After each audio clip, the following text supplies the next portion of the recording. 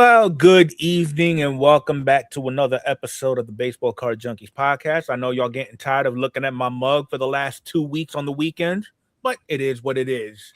We're here here. with Mike. We are here. Nobody in the chat. Are we live? Nobody's in the chat. Well, as soon as we hit live, they will come.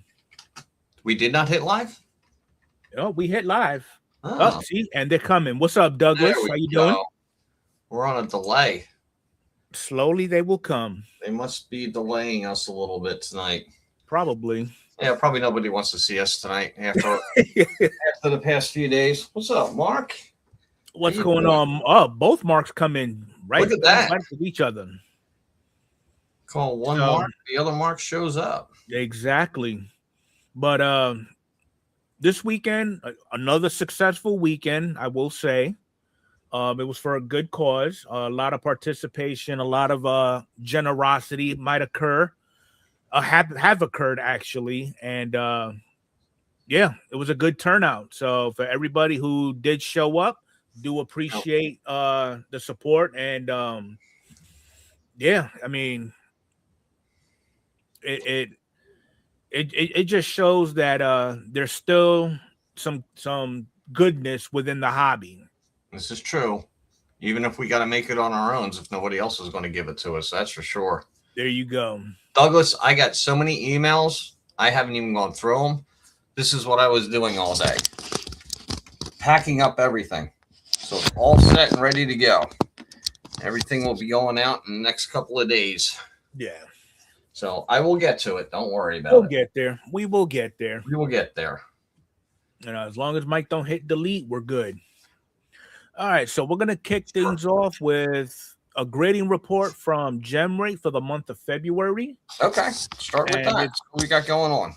So PSA total grade of 1.86 million. They're kind of down month to month, but they're up 29 year to year. CGC 451. Beckett 88,000. Tag slowly creeping up. There you go. All right, and now let's do the breakdown. So for sports, PSA only did 626K. That's all. CGC did 80, SGC 38, Beckett 24, Tag 4. And here's where it's going to get ugly. Yeah. TCG, PSA 1.24 million. 370K for CGC, Beckett 63K, Tag 39, and SGC 3. Wow. So 2/3 of the cards. Yeah. Or TCG. That's what's slowing down PSA. Uh-huh. Huh. I mean, if you really, it's crazy how TCG is just taken over by storm. Yeah, it has. It has. So, I mean, like it was mentioned in previous weekends, it's going to get to a point where you're going to see advertisements for sports card shows coming up. Mm-hmm. You actually go to a sports card show, but you see no sports cards. Yeah. How you doing, Titus? Hey, Titus. Good evening. Or good morning to you. Yeah, good morning to you. All right, so product releases, even though most of them are way out of our pocket, but we'll just go over them. We'll go over them real quick. First one is going to be Topps Transcendent. No complaints about the card design. I mean, autos are on card. The patches are expected as they should. I mean, no complaints. Additional autographs include the following 101 concepts. You got 2025 rookies through the years, through the year dual autos, 1961 superfractor autos, 61 combo superfractors, and then 61 all-star superfractors. Okay, so that's what the dual looks like. I like that. Yeah, definitely like that. The only thing is, for those that are into the whole grading thing, yeah, it's going to be a tough black. one. It's going to be tough. It's a 101. Don't grade it. And then you got authenticated, put it in the slab. That's it. That's all you need to do with that. Yeah. Hey, Lockin. And you got a massive chunk of patches. Everybody likes those. Mm-hmm. So, and I mean, you don't expect anything less from Transcendent. It's basically the lowest card you're going to get is probably numbered to 5. Everything else is all 101s. Yeah. So Yeah. What and is that also with the base cards? Are they numbered to 5 or 10? believe They might be a little probably bit 10. a Might little be bit 10. higher. Yeah. Because I know I've got a couple of transcendent cards here, and I got a Julio. I think that's numbered to 15 actually. I've never had a transcendent card in my hand. So here's the breakdown: cards Yeah, per here we go. pack 8, packs per box 4 plus 10 additional cards, 1 box per case, and the set size is 100 cards. And the price. So what to expect? You got 2 patch cards, 2 auto relics, 2 rookie auto or auto patch cards, 2 additional autographs, a jumbo, dual, or triple patch, an additional auto or mem card, 1 superfractor, and a VIP invite.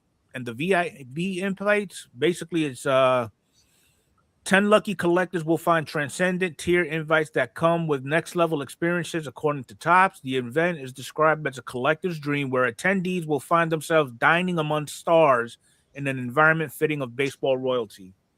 You just said a collector. You just said a collector's dream, and Orlando popped in the same exact time. What's up, Orlando? But yeah, I'm thinking this one's gonna go for probably about 22 to 23,000. Okay, that's why I've never had a transcendent card in my hand ever. We're gonna have to change that, Mike. No, you don't have to. That's all right. That's all right. The next one we got is 26 Topps Heritage, and it's not the high number, if I'm not mistaken. No, this is the low number. Yeah. Okay. I mean, it don't look bad. You got. I love that year design. That was a great year. But I've got issues with this. Okay. We'll go through it. Just go through it. Okay. Then you got the record breakers. Among the base parallels will be a Deco Edge and Color of the Year, numbered to 77, orange. In terms of autos in the 26 Heritage set, Real One autos will again lead the chase with hard signed signatures and red ink versions numbered to 77. Okay. I'm here for it. I like this red. Okay, so the breakdown is in a hobby box, there's 8 cards per pack, 8 in a mega, and 8 in a blaster. There's 20 packs in a hobby, 17 in a mega. Put on the brakes. Okay. What did we get last year? Packs per hobby. I think it was what? 20? No. 24? 24. They took 4 packs out. Yep. And I checked it before we sat down. It was 24 packs last year.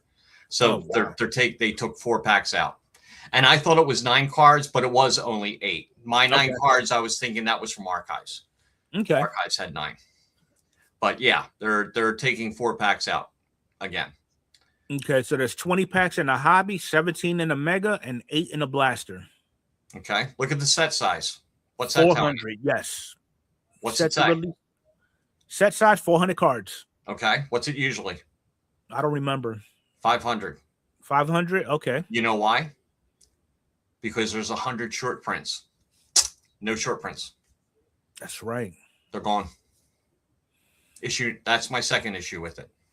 What to expect in a hobby? Either 1 mem or 1 auto. Yeah.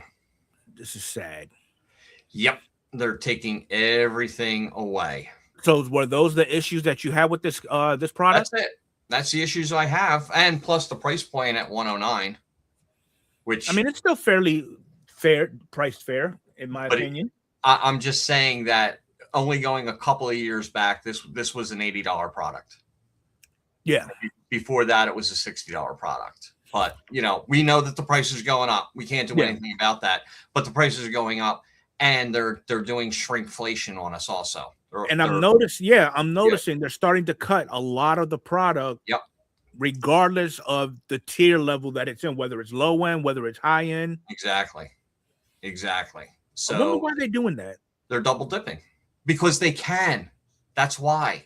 I mean, they're overprinting this stuff as is. Why short changes? It does, because now for every 4 packs that they take, every 5 boxes, they can make another box. So they can make a 6th box if they take 4 packs out. Yep. 4 times 5 is 20. There's another box. Less cards, more money. Yeah. Yep. That's all they care about. The biggest complaint on Heritage was always endless base cards. Yep. Trying to complete that short print set to complete the entire set. That was the tough part about it. But you know, it's a huge checklist. I mean, it's twice of what Stadium Club is. It's twice of what Archives is. It's a little bit more than Flagship, but at least with Flagship, what was it? 12 cards per pack, 20 cards per box. So you're getting 4 more cards, but that used to be 14 cards and 24 packs just a few years back. So, but even with Flagship, it's like they doubled the print run on base and just shortchanged us on inserts and everything else. Yeah. I remember when I wouldn't even touch Heritage until they started making the changes with adding the Chrome cards and all the other variations and stuff like that, which I thought were really cool. But now they're going to start to scale that back too. So we'll see. I mean, it's one thing to scale back production. I mean, gotta admit, at least the quality is still somewhat there. Yeah, the quality's there. I mean, I have no problem with the quality of Stadium Club. Everything that I've opened up from Stadium Club has been spot on. I haven't seen any issues with any of the cards on the videos and everything that I watched. But it's just so overprinted that, you know, you're lucky to find a number card in a hobby box, for God's sakes. I mean, they haven't announced it yet, but I can only imagine the set size for when Platinum Anniversary drops. And how much are they going to cut back on it? Exactly. And that's one of those products. It's going to be in such demand that if you don't get it as soon as it releases, you're not going to be able to sit around and watch everybody else open it up and make your decision. That's what it's coming down to now. Right. Once it releases on Topps or Fanatics or one of those, you have to buy it. And you're just taking a shot in the dark without knowing anything that's really going on, because they're not even giving you all the information. Sometimes Topps isn't releasing the checklist until after. Yeah. You know, till after the pre-sale. So you don't know what you're going to get in there. Well, I mean, at least we know what to guesstimate if they're following suit like they have been. So like in 2021, they had the 52 design. 22, they had the 53. 24, they had the 54. So we're due what, the 55 now? They should be doing the 55. Yeah. If they're going to go in order like that. Now the only thing is that we passed up 1 year. So is Paul Skeens going to have a rookie card in that? He should have a rookie card. That's I would hope I would ask. I would hope they would pull all the rookies from the last 2 years and put them in that set. Well, 2 years, I'm not sure about that. Well, Skeens was rookie last year. His rookie cards were last year. Okay. So are they doing last year and this year? I don't know what they're doing with it. Well, if they do that, then I would expect for the set size to be a little more than 500 then, unless they get rid of a lot of those low name like your fucking pitcher that had a 27 ERA. Oh, Lavera Peguero? Yes. Yeah, he's not going to be there. So if they get rid of those guys, if they get rid of those kind of players from that set, I could see them doubling up on the 2 years worth of rookies. Yeah. What's up, Ray K? What's up, Joe? What's going on, Ray K? Yeah, Junk Wax 2.0 isn't even the beginning of it, Joe. This is just like Junk Wax. I mean, the X 2.0. I just find it amusing how when the product first releases, everybody's all excited for it. I mean, hell, I'll admit I'm just as excited. Yeah. But then it's like after one, you see the influx of videos on YouTube, you get into a break or two, it kind of wears on you. It's like, wow, okay. What it's like Stadium Club. I'm pretty much done with Stadium Club. Yeah. Oh, that's right. That's my bad. Skeens was 24, so they didn't put a set out in 24. That's why I said. That's what I meant. Are they going to do the rookies from 24 and 25? What's up, Arnie? You know, because set didn't come out in 24. Yeah.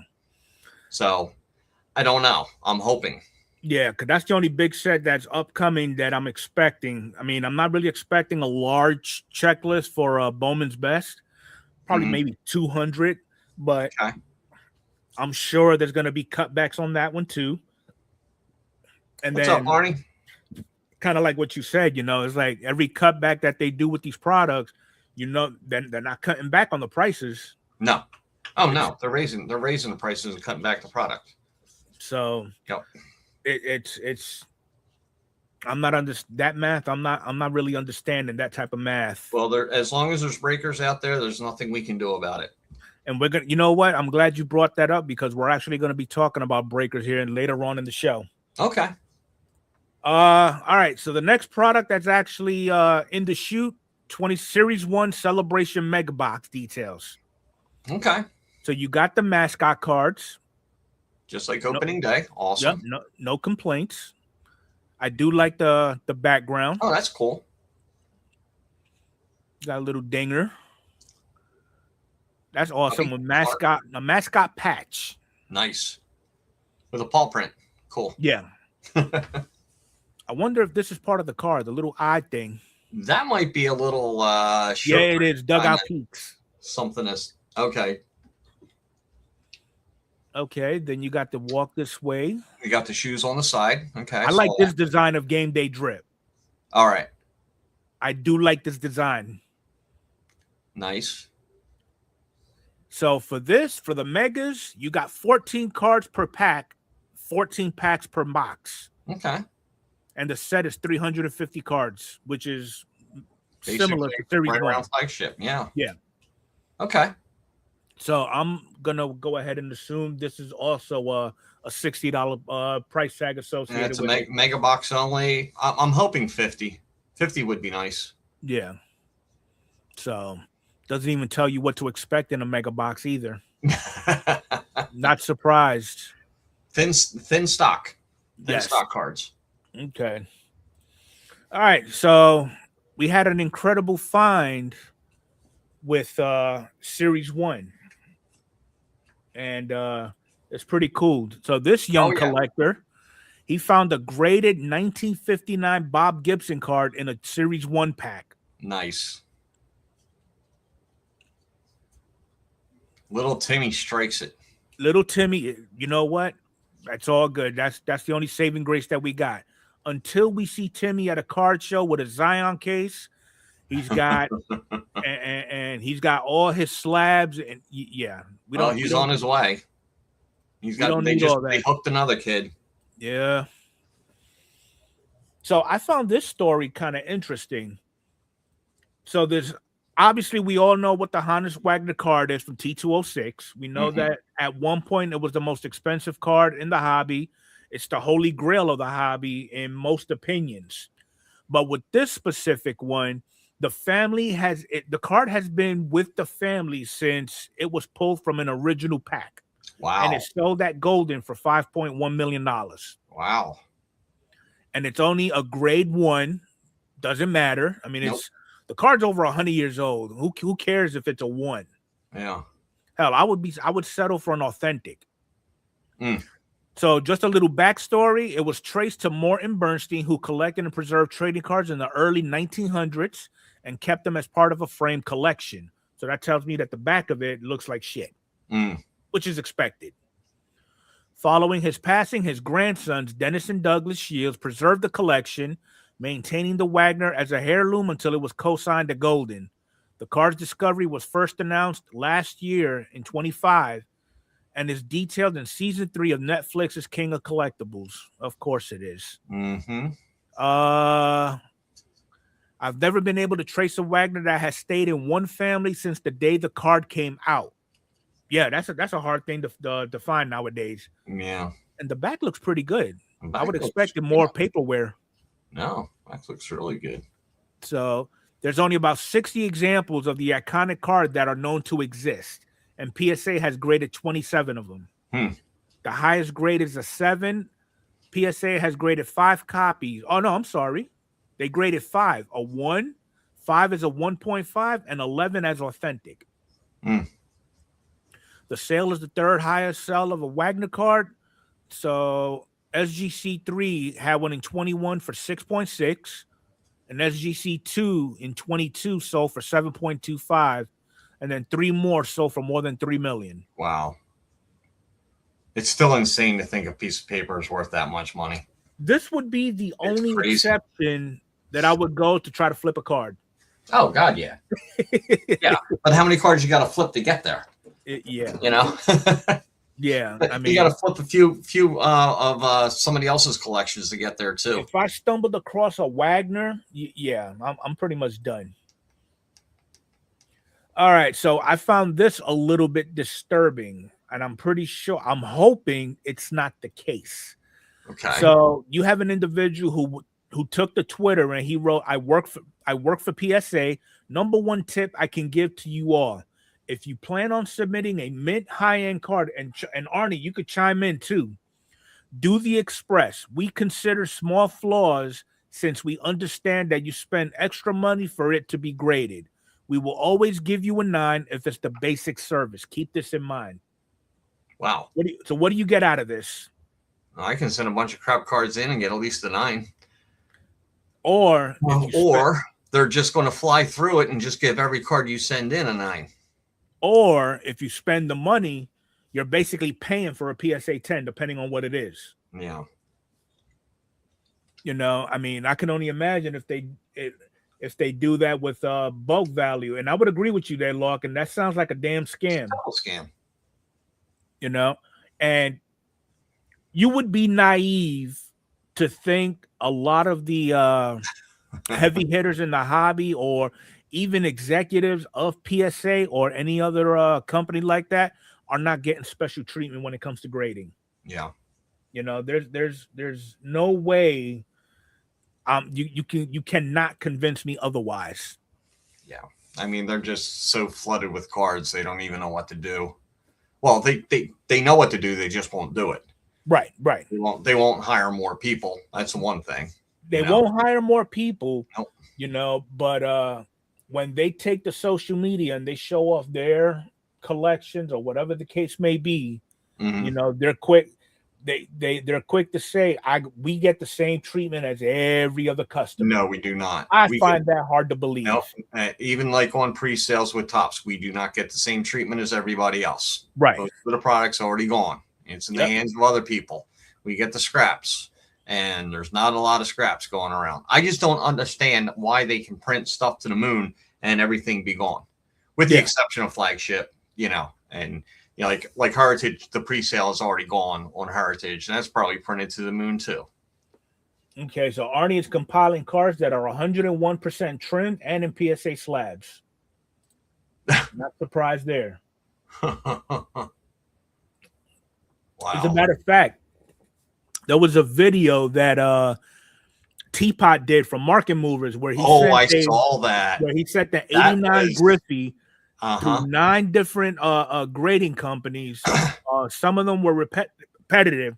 What threw me off was some of them were graded, altered, trimmed, but then Tag was like, it's too big. Yeah, I didn't understand at all why it would come back like that. And then the inconsistencies, because if I'm not mistaken, when he started this whole experiment, the Griffey was initially in a BGS 9.5. Right. Then it ended with a authentic altered. Yeah. I don't understand it. It's like when you buy a car, don't buy a car that was made on a Monday or a Friday. Buy it during the middle of the week, because Monday nobody wants to work on the car, and Friday nobody wants to, you know, everybody's looking for the weekend. You know, everybody's looking for the weekend. That was back in the day when people actually built cars. Now it's all and then robots. Tuesday through Thursday, they're only given 30 seconds to look at it. Yeah, and they're just making up flaws as they go. Exactly. Because I've heard, you know, there's a thing where if you send cars through, I think the express level, it comes with grader's notes. The notes are even vague. Oh, wow. Great. You know, and that's where I give Tag credit. You know, when they give you their grader's notes, they are thorough. Mm-hmm. You know, no doubt. Yeah, because the pictures, and it pinpoints every little flaw that you find on that card. Mm. So, but moving away from slabs, what would be your go-to for PC protection? If you had a let's just say a Bryce Harper 101, Okay. what would be your ideal protection for it? As far as it, well, is it in a slab or is it just raw? No, it's raw. It's raw. Well, Yes. I would definitely get it in a slab and get it authenticated. That's probably the most that I could possibly do without knowing what you're going to present next. Okay. So Arnie wrote, here's the reason why. PSA does not have a label sticker that says card oversized. Any oversized or undersized cards get the same mini size requirement. They don't want people they don't want people trimming oversized cards. Okay. Birth control. So here's where I'm getting at with this. Apparently, this collector is strongly against one touches. Okay. And yeah, he wrote it I don't like damages your one-touch. cards. So simple, sleeve, top loaded, no other way. Okay. Are you in or out of one touch magnetic cases for your cards? Now, you got this collector. It looks way cleaner inside of one touch. That depends on the one touch brand. Yeah. However, I store and display my cards. I don't haul them all over the country. Okay, he's going into a rant, going on a tangent. But how do you feel about putting them in something other than a top loader and a sleeve?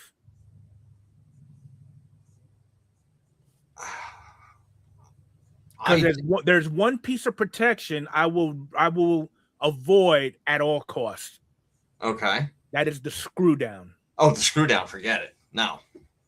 You know, I mean, one, it takes up too much space. Two, it's too bulky. It's like carrying a brick. Yep. And then three, you know, you got some collectors out there that press down on the screws a little too hard and they fail to realize, or they're just doing it intentionally, that it presses both pieces of plastic together, which ultimately thins out the card inside. Do they don't even make screw downs anymore, do they? They don't make screw downs out there, but they still exist. Yeah. I've heard that, you know, some people say, well, put the card in a penny sleeve, then put it in a top loader, or put it in a one touch, but it doesn't fit. Or then put the card in the one touch and then put a penny sleeve over top of it. I was like, what's that going to do for it? Nothing. Now there are one touches. Cause more pressure on the card. There are one touches out there. I don't remember who produces them. That if you put a card in a sleeve, it will fit in a one touch. Well, that would be better, because then at least the, you know, the sleeve's there to protect it from the plastic of the one touch. But sometimes the one touches, they rattle around too. Yeah. You know, Arnie, what do you had a bad experience with a mag? Never ship in one touches. Okay. Pro Mode, is that the brand, Adam, that has the you can put the penny sleeve in the? I believe that is the one.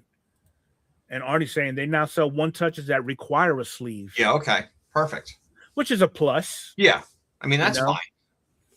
But I mean, I've got about three boxes of unopened one touches that I haven't used, and they've been sitting here for like 3 years because I just don't have that warm fuzzy about them. Yeah.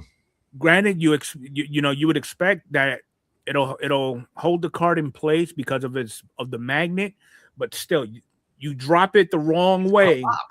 Yeah. Yeah, it could pop. All kinds of things could happen. And we're not. I don't want to give the wrong impression. I'm not advertising. Do not go with the one touches. That is not what I'm saying. That is just my personal preference. I personally would never use them anyway. Mm-hmm. Surface rub, non-flat parts on the case that rub on the card. Okay. So yeah, I mean, if you're into the one touches, that's great. I couldn't do it. All right. So is Eddie Murray? Is Eddie Murphy still funny? Hell yeah. Undervalued. And by the way, he just turned 70 on the 24th. One of my favorite players, even when his Orioles beat the Phillies in the World Series in '83, I still loved watching Eddie Murray. Underrated as far as card value. Yeah. I'd say I think he's underrated overall. Okay. But if you put his numbers, look at his numbers. I mean, 500 home runs, 68 WAR, 3,000 hits, 287 batting average. He's got all the numbers. All the numbers are right there. You know, probably one of the, you know, a guy I'd love to have in my lineup. Could you imagine Eddie Murray and Mike Schmidt in the same lineup? Holy crap. Yeah. That would be something. One of their numbers would suffer just a little bit, but yeah. One of my all-time faves. Let's see. I don't know if do you want to pull up some other players? Chat. Put some players in there that let's look at the big players that are, you know, the cards are selling. Like put him up against Mike Schmidt.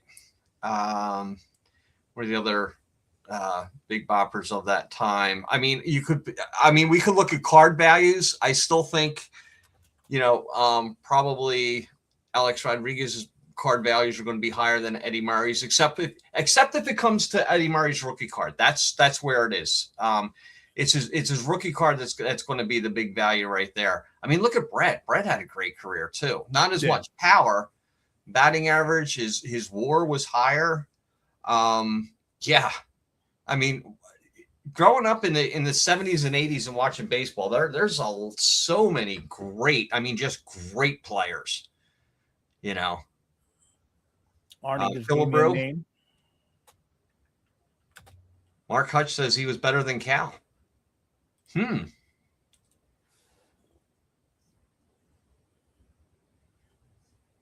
Yeah, look. So Killebrew played about 600 less games than Murray, about 3,000 less bats. But if you were to bump all those numbers up, yeah, he'd be, yeah. I mean, but Killebrew was a 13-time All-Star. Wow. Yeah. So basically, I mean, there goes his rookie. Dave Parker's another one. You know, these are the top 5 cards that they're using to celebrate Eddie Murray. So they got his rookie from 78. Then they got the 83. Then you got your 88. Yep, the record breaker. 92. Like that one. And then you got the 95. Never saw that one. That's cool. So I mean and it's not just with Eddie Murray. It's a whole bunch of vets out there that are Hall of Famers. It's like they don't get the hobby love that they deserve. I mean, maybe it's illustrious for their career, but as far as the hobby, they get no love. I think it also depends where you play too. I mean, he played in Baltimore. He played in the American League most of his time. He played on the Dodgers when the Dodgers weren't good, you know. And you know, there was a stretch of the 80s where the Dodgers weren't good. Eddie Murray was on that team. He finished up with Cleveland, you know. So his only major market team was the Dodgers, and the Dodgers were not very good at that time. I mean, you could say the same thing for when Sandy Koufax played with the Dodgers. Well, Koufax played in the 60s. The Dodgers were good in the 60s. You know, I'm trying to think of another player that was, you know, it's, you know, like Don Mattingly should be in the Hall of Fame, and he was on a high-profile team, but he was on a team when the Yankees were not good. And he's another one where the value was not right. It's not there. Is not there, you know. Wade Boggs. What is the value of Wade Boggs? One of the greatest hitters of all time. He's not up there either. Exactly. It's weird. But yet you've got these players that are kids. You know, you've got your Mike Trout, you've got your Julio Rodriguez, you got your Bobby Witt Jr., Judge, Ohtani, and all that. You got all these guys. Yeah. I mean, Ohtani, nothing against him, but his card value is, it's going to be, I give it 2 years, it's going to be over 7 figures. Yeah, and Boggs now. And Boggs was on two high profile teams. He was on the Yankees and the Red Sox. You know, finished with Tampa Bay. I just think we Adam, you got to Mattingly okay, rookie cards on sale. Wow. Yeah, I got it. I got one Donnie rookie card. I was able to pull that. I don't have the Donruss one though. Okay. I like that one. Like that one a little bit better than the tops. Yeah. But I mean, we could do a whole episode on, you know, why are they underrated? Why is there no appeal? I mean, here's another one I was looking at. Just Bert Blyleven. Why? Pull his numbers up against Nolan Ryan. You're going to be shocked. You will be shocked. I know this isn't part of the podcast, but I just want to show you that other than Nolan Ryan, you know, Nolan Ryan's the guy from the 70s, 80s, and 90s for pitchers to collect, you know, but you had other great pitchers during that time. You know, you had Carlton, you had Blyleven, so many, too many to mention. But I was kind of shocked. I looked at it today and I was like, wow, that's really weird. Burley, yeah, there's so many. There were so many McDowell. There's so many pitchers. You know, you name them. Oral Hershiser was another one. No, you know, not even in the Hall of Fame. I mean, it's just, it kills me. Mm-hmm. Are you looking at it? You don't have it on screen. No, I'm looking up card values for these guys. Yeah. I mean, Bert Blyleven is $75. Exactly. You know, and that's a base. Yeah. I'm sorry, it's a PSA 6, $75. A 7, $300. SGC 5, $40. You know, it's just, I find it amazing how here we go, $2,600 for a PSA 10, 79 tops. Wow. Okay. That's might be a little overpriced on that. It's not as rookie. A PSA 8.5, $1,300. Okay. And 72 tops. PSA 10, $1,320. Yeah, but you don't. The other thing is, okay, maybe collectors know. Maybe there's collectors out there that know what the prices are. But it's just like in everyday, like in just like random conversations about the greatest pitchers of all time. Purple Island is never mentioned. Like never. I'm pulling up. Oh, are they? Adam wants to know: are they sold comps, or is that what they're asking? I think no, those are sold comps. They're sold comps. Wow.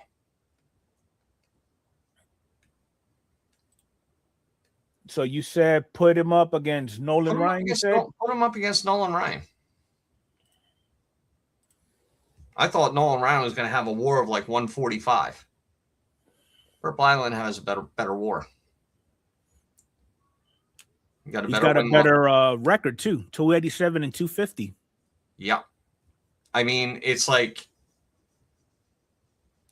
here's what it comes down to. And Blyleven had 2 championships. He had 2 All-Stars. Ryan had, 8 All-Stars, but it comes down to the strikeouts. Right. But Burt Blyleven's not that far behind him. No. He's only 400 behind him. And what's his resume look like? Hall of Fame, 2-time All-Star, 2 World Series. I don't think he ever won the Cy Young Award. Yeah, that's one thing I don't see him winning. Ryan didn't either. Oh, Ryan don't have a Cy Young? Wow. No, that's the thing. He should have won it. There's 3 years he should have won it. That is insane.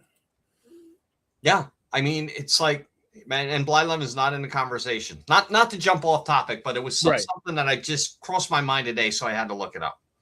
Moral of the story, these older guys who's already established themselves need to get the credit they deserve. And the hobby love they deserve, because and the hobby love that they deserve, but we have no one to blame but ourselves for not giving them their due respect. Yeah. Yeah, it's not like they're going to do something where it's going to crash their card values. Yeah. They're not playing. They're not going to get injured. They're not going to get suspended for PEDs or anything like that. Their cards are safe investments if you're looking to invest. All right, so we're going to take a little deep dive into Topps Heritage. Okay. So it's running for its 26th edition. So it's been around since 2000. This time leaning on the 77 top set for inspiration. We're looking at $109, hopefully. Well, that was the original sell price. Yeah.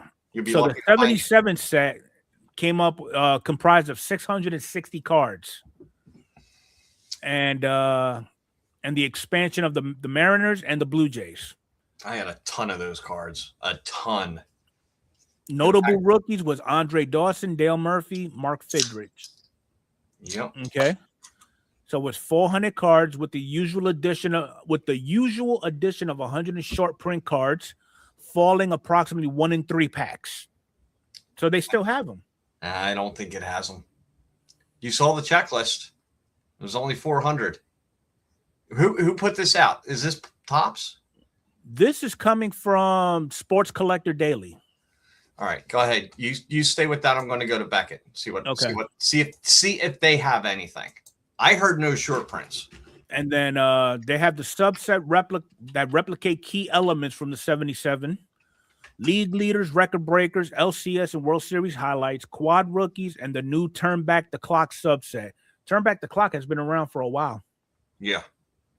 New parallels are the Deco Edge inserts, which homage the Jagged Edge 69 design. Heritage orange parallels numbered to 77 as color of the year.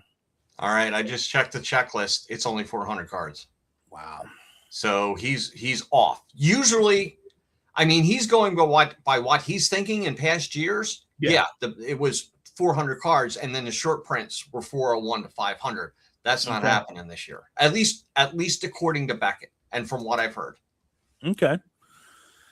Well, they're still placing this. They're still claiming that the product maintains a heritage focus on set builders releases. Mm-hmm. So we'll see how far along how that works out. Yeah.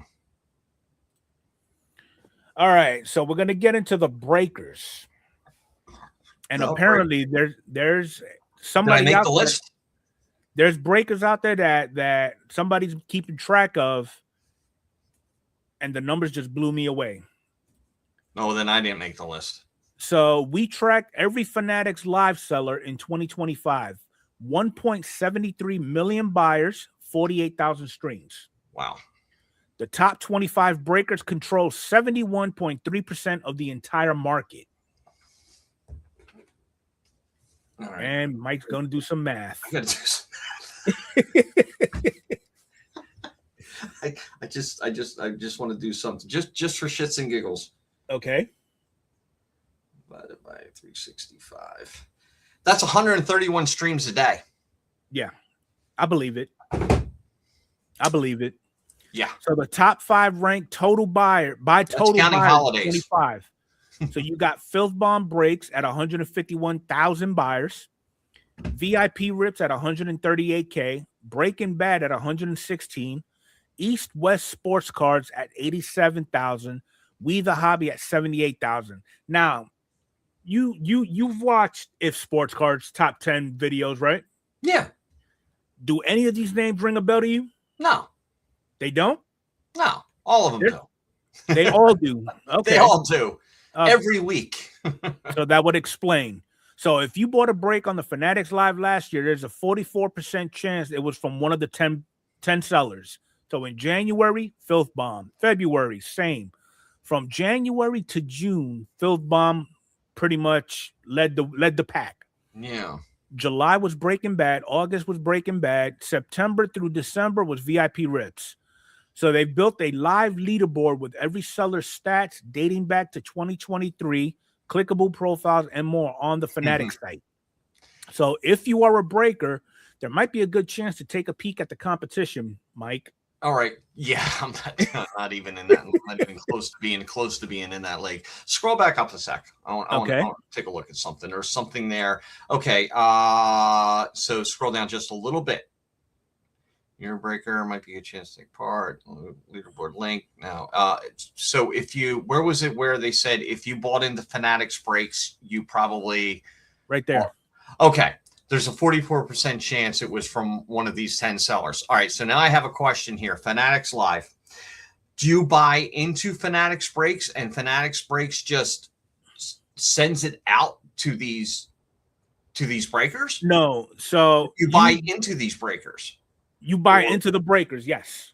They're just using Fanatics Live as the platform. Kind of like Loot. Okay. All right. I don't even go on Fanatics Live, so I have no freaking idea. You got the big three is Fanatics Live, you got Loot, and then you got Whatnot. Okay. So I don't want to go down that rabbit hole. My brain's about ready to explode from all the information I have right now. So all the hits from Flagship, Arnie, Stadium Club, all that stuff has been going to these guys right here. Wow. Because they're getting a boatload of that's where all your products going. So are they just taking 30 buyers for 30 teams each break and doing math, or do they have the breaker customer data as in different buyers? No, they're doing it based off numbers in each stream. So Mike said it was about 133 streams a day. A day. So that's including weekends and holidays. Yes. If we did it just weekdays, it would be a hell of a lot more. Yeah. No backyard breaks. No, I think they're on eBay now, if I'm not mistaken. What? Well, they're not with Fanatics. No. Yeah. But either way, I mean, this is where the quality of products is going. Yeah. And we're left with sloppy seconds, if that. That's the way it's going to be now. Yeah. I really think that's the way it's going to be. I mean, if you want to,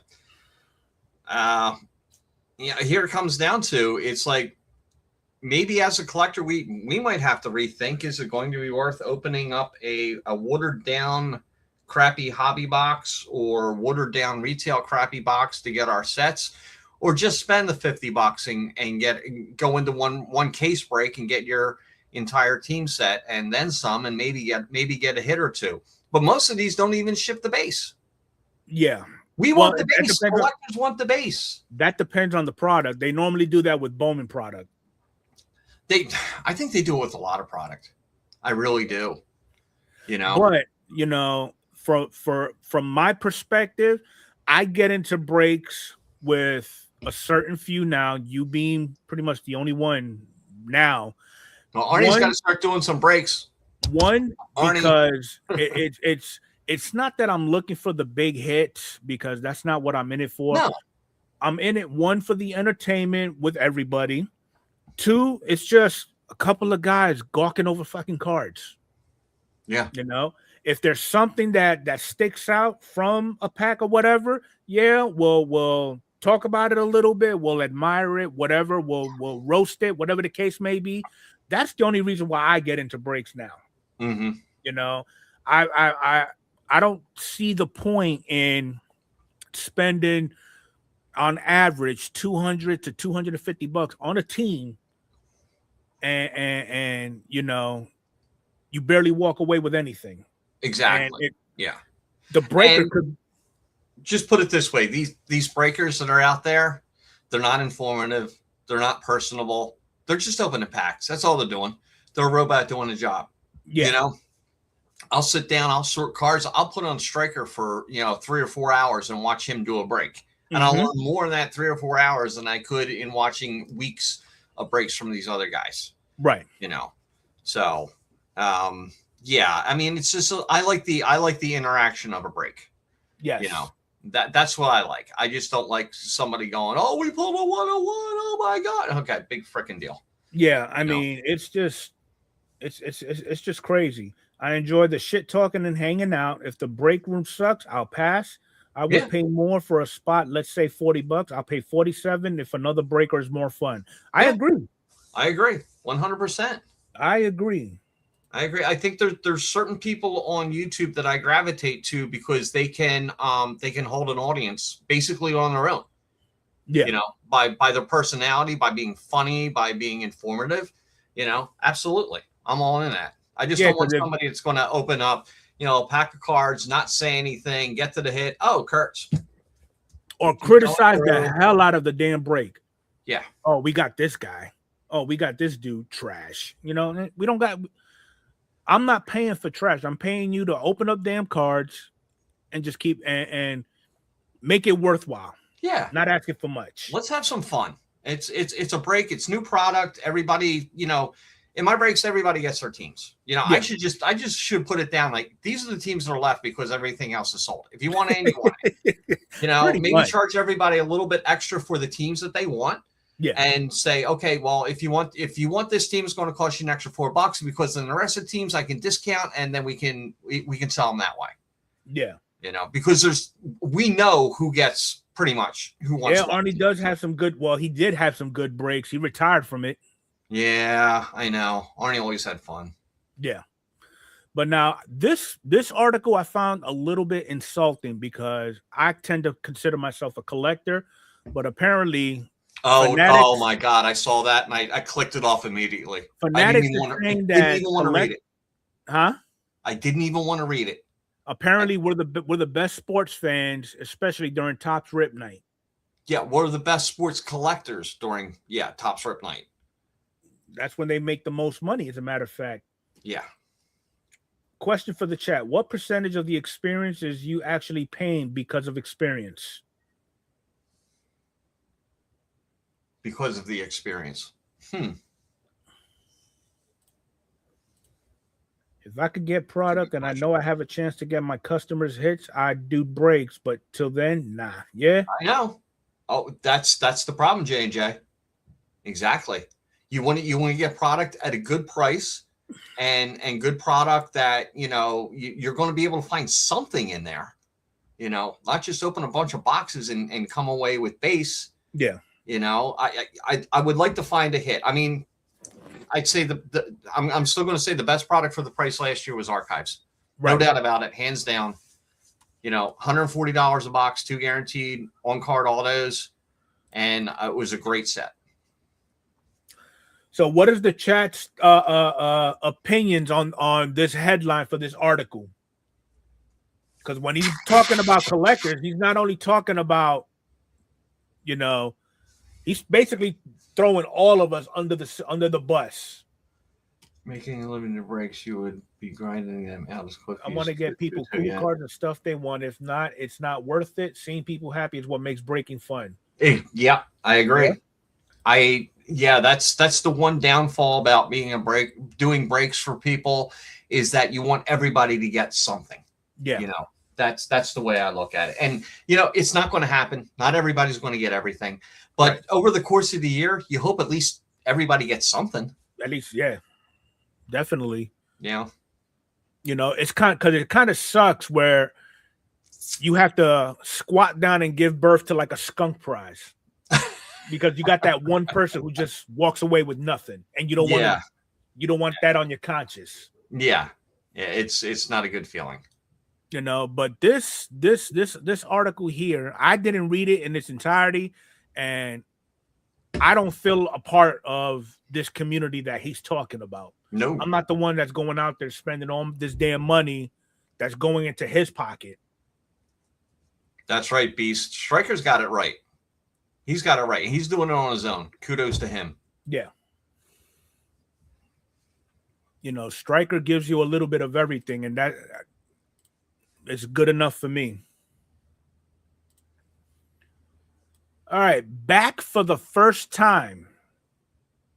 Back again for the first time. So here's this deal. Back in 2013, a collector ripped a box of Bowman Chrome and tucked away one of the most important modern-day baseball cards away without fully realizing it. He went to the Dallas Card Show looking for help moving some cards. A dealer offers to come by his house to sort through the collection, and they couldn't believe their eyes. This man had a 2013 Bowman Chrome Superfractor of Aaron Judge that's been hiding for 13 years. The collector had no idea what he was sitting on. Instead of trying to buy it on the spot, the dealer told him to contact an auction house. That's how he made his way to Heritage. I was waiting for him to say, I'll give you $10 for it. Yeah. Oh, man. Okay, so it's a good story. Okay, so there's a card dealer with a heart and a conscience. Yep. Wow. I mean, 13 years. And You know, looking at it, it doesn't even look like a 101. Just looks like a gold foil or something like that. Yeah. Where's the numbering on it? Is it down in the lower right? It probably is. Looks like it's Or in it's that probably little, in the back. Oh, it might be on the back. Okay. But either way, you could spot a superfractor a mile away with these little gold spiral vinyls. Yeah. But either way, though, you don't find that too many. You don't find that too often where somebody is giving you a suggestion on what to do with something of this magnitude. Yeah. What do you think the price on that card is? Well, the way Judge's value has been going, I mean, just out of curiosity, let me see if I can pull something up of his. Let's go rookie. I got a number in my, and that's his first Bowman. Yeah. Oh, Jesus Christ! Now I got to raise my number from that. Wow.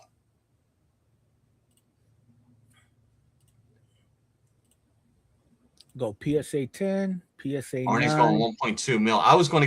Yeah, Beast. That's where I was going. I was going around $500,000 for that. It could. I mean, it's a 101. It can go for whatever it wants.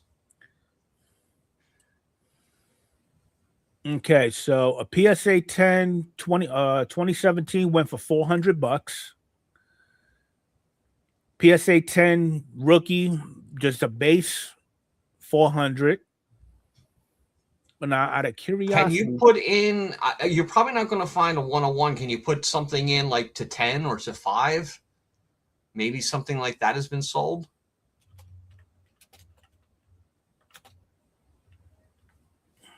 Yeah, Adam's in the same ballpark I'm at. So a BGS 10 pristine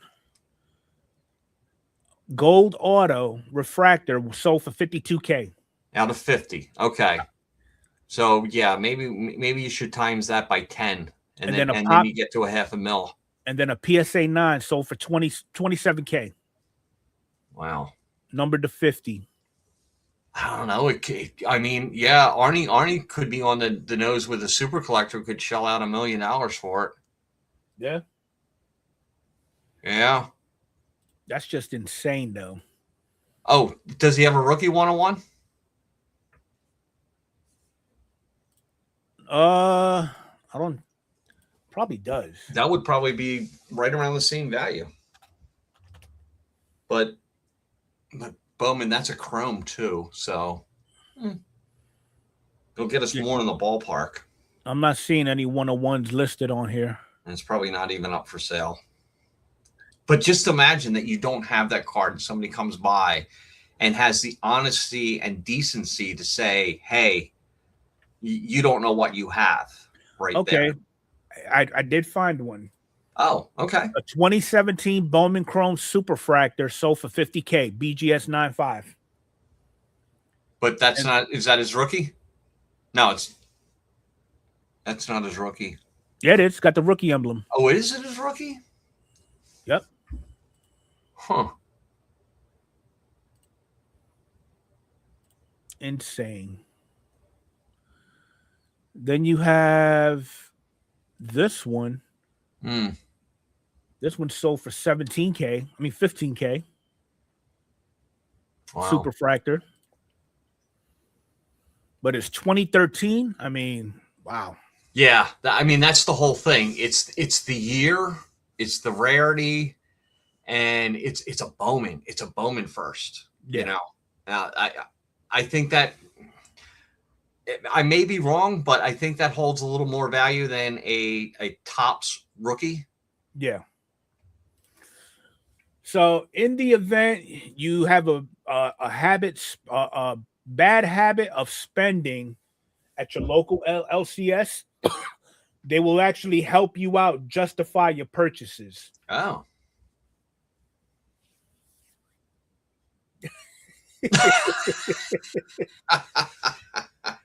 So in the event, you may want to inquire with your local LCS about it. There Just you throwing go. that out there. Love that. All right, so looks like this show is going to be over an hour, and I'm okay with it. Okay. I mean, all we right, got so stuff to talk about. That's cool. Here's the deal. Yeah. Yeah. So traditionally, I'm not saying it's a law or anything like that, but as a vendor, you have to come up with prices from somewhere. You just can't pull them out your ass. Okay. Now, I don't have the volume up because I don't want to get copy strict, but this vendor is basing his sales off of what he feels they're worth. He's not going off, he's ignoring all comps. Oh. You know, as a buyer, obviously the right thing to do is to just walk away if he's not trying to negotiate with you. But I mean, what does that tell you when they think they know what they have? What does that tell me? There's no tells data me to walk away up. right away. You know, everybody thinks what they have is more than what it's actually going to sell for. That's the first thing. You know, my collection, your collection, anybody's collection, they think it's more worth. The reality of it is, if somebody's going to buy it, you know, you're not going to get full asking price for it. No. I mean, how many items on eBay sell for, you know, the X amount of dollars or best offer? And then you go scrolling through the sales and it's like best offer accepted. You don't know how much it was, but it's best offer accepted. It's probably about 60% of them. Yeah. You know, are like that. But then again, on the other hand, auctions, you know, auctions are the final sale. Right. You know. So this is not an auction. This is like a this is my price or best offer, but this vendor's not making any best offers. What about this statement Beast just put out? What's that? There is a chance you could get a good deal if he knows nothing. I'm saying, I'm thinking if I'm going to set up a table and I'm going to have high price cards out there, and just say it's 100 cards, I'm going to know the value of those 100 cards. Right. Before I go to that show. I mean, I know that there's vendors out there that have, you know, 5,000 count boxes of 25-cent cards or something like that. And every now and then you might find a $5 card or a $10 card in there. You know, it might slip through the cracks, or it's been in there a while, and all of a sudden this rookie from 2 years ago is having a good year, like Cal Raleigh. And there might be a numbered Cal Raleigh card in there that was in the 25-cent box 2 years ago or 3 years ago, and now is worth, you know, $5-10. Right. But if it's a high price card, you're damn sure that if I'm going to sell cards at a card show, I know the value of all those cards I'm putting in that case. Yeah. And or at least, you know, I can understand that there's some vendors out there that want to get a little bit over. They're all about making profit. I completely understand that. No, they're there to make a profit. But have a baseline. But if I was a vendor, I would know how much I paid for that card, how much it's worth now, and how much I could let it go for. Yeah. You know, if I could let it, say I spent $50 for it and I'm listing it for 120, which is the going rate now, and somebody offers me $90, sure. All right. Yeah. I mean, $40. Okay, great. You know, that's the way, you know, you have to think about it. What it's going for now, you may not get. Okay, throw it on eBay. Because everybody's expecting to get 40-50% profit every sale, and that's not always the case. And every sale on eBay, you know, you think, oh well, that card sold for $50. Did it really sell for $50? No, take 13% off. That was the actual net of the sale. So this is true. The Beckett mag needs to come back. It would cost to print a Beckett mag. That was the way to do it back in the day. Yeah, that's a good way. That's what a lot of dealers do now too, Beast. Yep. You know. But back to the positives. Another hobby moment. So this young collector out of New Jersey offered to shovel snow at his local card shop in exchange for store credit. Ain't nobody doing that nowadays. I mean, teenagers or hell, even adults. But this do it all the time. This is pure and wholesome. I can appreciate this. So the shop owner agreed. He spent the credits on a pack of basketball cards and he found a Jalen Brunson autograph. Don't know Nice. who Jalen Brunson is, but look at the smile on his face. It says it all. The name sounds familiar. You know, that's what it's all about. All right. The one that we're all dreading. Uh-oh. Will the lockout next year be a detriment to the hobby?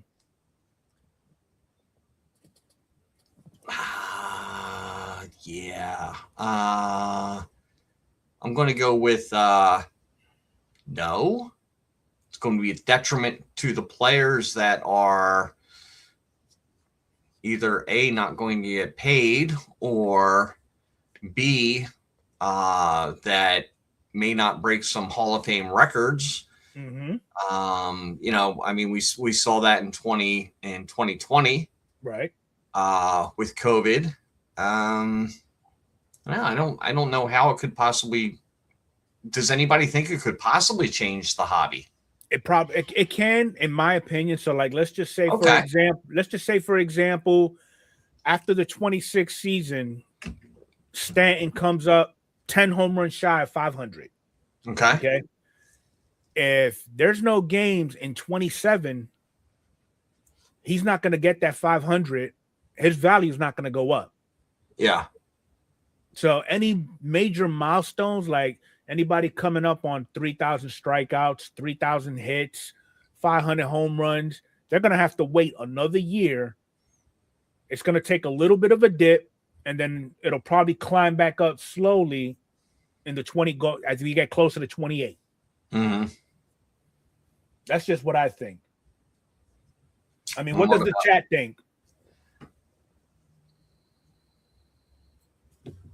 Is this going to affect the minor leagues too? Minor leagues shutting down? I haven't heard anything about the minor leagues. You see that I don't know if MLB controls the minor leagues also, because I know before when there were strikes, the minor leagues were still playing. Okay, we could go, but that was back in the 80s and 90s. Right. We could go see minor league games, and attendance went up for them. It was a cash cow for them. Yeah. Okay, Beast thinks it'll affect the market, but not that much. They ruined baseball in '95 with no season. What's to say it won't happen again? Yeah, and the only thing that got the audience back was the steroids. Yeah. You know, there was the going to break the home run record. Yeah, so I don't. 98 was a good year for baseball. Yeah, baseball 95 happen again. Yeah, I mean, it could happen again. I don't know. I don't think that there's any way to solve this right now. It's getting crazy with the salaries and all that stuff. I mean, you know, maybe Bichette was signed for $40 million a year, knowing that they're not going to play next year. They don't have to pay him. Yeah. You know, maybe that's why some of these crazy offers came out. Mm-hmm. Oh, right. Larkin says you don't think that they'll recover if they do it again. I don't know. I don't think they would. Yeah. If they do, it's going to be a long climb back up. Yeah. So, but that's all hobby that we have. Moving on to sports, and we'll try to blow right through this. As a Yankee fan, I'm not too big on putting his plaque in Monument Park. They're running out of numbers. They're running out of numbers. That's one. And number two, I mean, it's CC Sabathia. I can understand if he was a career Yankee. Yes. That's one thing. Yes. But he's not. No. You know, so I mean, they got to come up with something better than that. Top 25 players under the age of 25 going into this year. Let's see who we have on the list. Roki. From 25 to 21, you got Chase Burns out of the Reds. He's 23 years old. Stats is 13 games, 8 games started, 4.57 ERA, 132 whip, 16 walks, 67 strikeouts. Nice strikeouts inning pitch too. Nice strikeouts to walk. Not bad. Next one, catcher Kyle Teal from the White Sox. He's age 24, batting 273, 8 home runs and 35 RBIs. In 297 plate appearances. Room for improvement. That's half the season. Yeah, it's not impressing me too much. Lou Keyshaw, age 23, batting 302, 4 home runs, 28 RBIs. Definitely has a lot of room to regress and still be a top-tier offensive second baseman. Mm-hmm.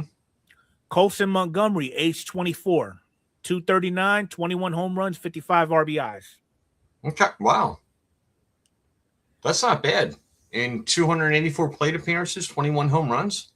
Yeah, I mean, he's been around for a while. We've been talking to him since I think I got back into the hobby, with Bowman and all that other stuff. So, yeah, I mean, he's got a shot to play. He's definitely got a shot to play in Chicago. So that's good. Tyler Soderstrom, age 24. Yeah. 624 plate appearances, batting 276 with 25 home runs and 93 ribbies. Mm-hmm. And he just signed an $86 million extension in January. Well, that means he's going to get traded soon. They don't pay that money. Oh, wait. Oh, it's 7 years. Okay, no, that's fine. That's only about 12 million Jacob a year. Mizorowski, age 23, 15 games, 14 started, 4.36 ERA, 31 balls, 87 strikes, 66 innings pitched. Yeah, there's a lot of. I mean, he came out throwing good, and then last year kind of, stabilized. So we'll this is going to be a year for him to prove himself. Definitely. Trey Yesavage out of the Blue Jays, age 22. Savage. Oh, and he was awesome in the World Series. Yep. Could have won the MVP. Could have. Could have. Nolan McClain, age 24, just over 2 ERA, 16 walks, 57 strikeouts, and 48 innings pitched. That's pretty good. Not bad numbers. No. Jacob Wilson, 23 years old, 523 plate appearances, batting 311, 13 homers, and 63 ribbies. Doesn't have the power of the Kurtz, but just has to get on base for the Kurtz. Yeah, so he's only one of 5 qualified hitters with a strikeout rate and walk rate below 10%. Okay. Yuri Perez, age 22, 4.25 ERA, 32 walks, 105 Ks with 95 innings pitched. Got a good walk to K ratio. Frankie Alvarez, age 24, 277 plate appearances, batting 256, 11 homers, and 32 ribbies. Yeah, I think he learned his lesson after being sent down and coming back up. I think he's going to have a very good year. Yeah. Hopefully that's a wake-up call. Yeah. Mason Wynn, age 24, 537 plate appearances, 253 batting average, 9 homers, 51 ribbies. Are these all the players that are under 25? Because I'm seeing them all. Okay, yeah. This is age 24 is like, this is the year you got to make it or you're going to break it. Mm-hmm. You know, you've had your chance, and this is going to be the one to see if you're going to stick or you're not going to stick. Right. James Wood, he's going to stick. He's going to stick. I'm surprised he's not number 1. Roman Anthony, he'll stick. Jackson Merrill, stick. He'll stick. Junior Caminero, he'll stick. Langford, he'll stick. Ellie, he definitely will stick. Oh, yeah. PCA, he'll stick. Yeah. Churio, he'll stick. Absolutely. And who's number 1? Nick. Yeah. Will he though? I mean, I know that's the whole thing. It was only one season. I know. It was only one game. I know. Yeah. You know, he got 4 home runs. Okay, whoop-de-doo. Yeah, but I mean, if you look at his numbers, they're pretty damn good. But then again, it was one season. So he hasn't even gone through his sophomore slump. Most of these players have gone through their sophomore slump already and have, somewhat rebounded from that. Right. So that's a lot of weight on that kid's shoulders. All right, WBC odds. Oh, here we go. Ooh, interesting. I think Enfuego is going to drop a bean on the Puerto Rican team. Yeah. I mean, I think that's the way it should be. USA, Japan, but USA minus 115, Japan plus 330. Interesting. I mean, the last time these two teams faced each other, Japan took it all. Yeah, we know. Shohei struck out Trout. That's how it ended. All right, last piece of business. Schedule for Team USA. So March 3rd, they're going against the Giants exhibition. March 4th, against the Rockies. March 6th, they're going at Brazil. March 7th, Great Britain. 9th, Mexico. The 10th, Italy. The 13th or 14th, depending on how far they get, they'll get to the quarterfinals. Wait, that's Team USA going against those 4 teams? Uh-huh. Why do we even have to play? Seriously. What kind of a division is that? There's all right. Whatever. So that's what we're looking at. No, they just gave them a nice run into the playoffs. I mean, if you look at the roster, this is our pitching's amazing. Yeah. Absolutely amazing. Then you got our 2 catchers, our infielders, the outfielders, your DH. Got a pretty decent coaching staff too. Yeah, and I think Judge might DH a couple of games too. Yeah, in there. Yeah, I can see that happening because I don't see putting, Judge is basically the 4th outfielder. Do you actually see him starting in the outfield? Yeah, I would think so. You think him and Buxton would switch? Yeah. Okay. I would definitely think so. I can't believe that's all they went with was 4 outfielders. Well, I guess they're going to have to put Schwarber out there if something happens. Yeah. In the championship game. Yikes. That would not be good. Oh, wait, but they could put Harper out there. He can still play outfield. Yeah. I mean, there's options. Yeah, definitely. But that's pretty much all that we have for today. I think we had enough. Yeah, we did. And some. But it was pretty interesting with some of the topics that we talked about. Yep. We'll just, as the damn tournament kicks off, we'll bring that stuff to you here. As always, anything hobby related, we'll bring it to you here next Monday. So just keep that in mind, and we look forward to seeing you on next Monday. Mike, you got anything coming up? Thank God, no. Not this week. I'm gonna go on with Jeff. I know I've got everything packed up and ready to go from the past 2 weeks, so that will be shipping. I'm gonna take it in shifts to the. It's all I have to say is thank God I have a Subaru Outback to put all that stuff in there. Yeah. So definitely a good thing. But thank you everyone who participated, everyone who donated, everybody that helped out. The names are too many to mention, and I don't want to leave anybody out. So I'm just going to say everyone for the past 2 weekends. It was an honor. It was a privilege. And I think we had a pretty damn good time. I don't have the total wrapped up right now, but it's well over. It's going to be well over like $2,200, I think, when it all shakes down. I still have to take out for shipping and all that other stuff, but there's still some people that owe, and that's fine. I know that is going to come in. So I think we did a stellar job for Josh and for Kenny's memory, and for Kenny's wife, Amanda. So yeah, let's not do another one for a couple of more years. All right. Please.